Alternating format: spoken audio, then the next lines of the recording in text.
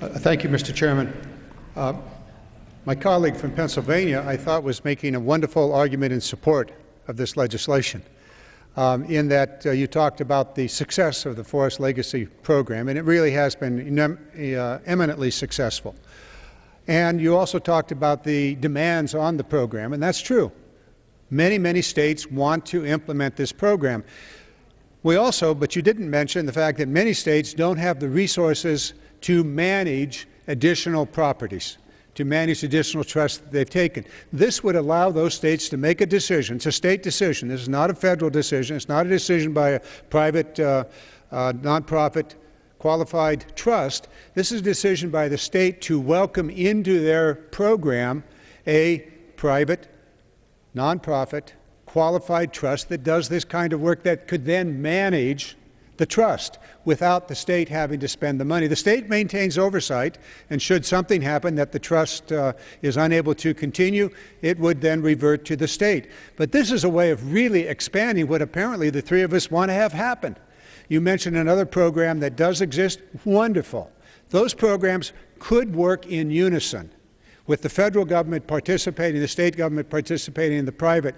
But the problem here is that under the Forest Legacy Program, the private, non-profit, qualified trust can't participate in that program.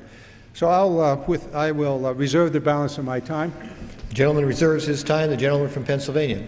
Well, Mr. Chairman, let me restate again. I recognize there's two different programs. There is one program that was created in 2008 that non-governmental programs can participate in. There's not capacity within the Forest Legacy Program, Mr. Chairman, to add non-governmental programs in. It is specifically designed for partnering with states to preserve forests, land that are threatened by development.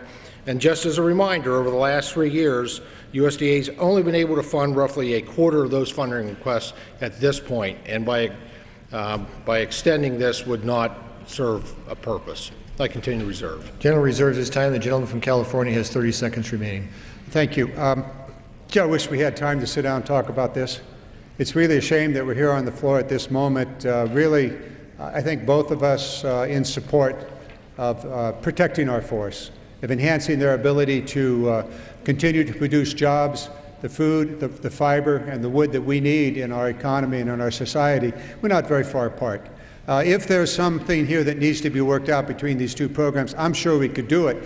But this really gives us an opportunity to really do what I think all of us want, and that is to preserve our forests, keep them in operating production, and allow the nonprofits to participate together with the states. I yield back my time.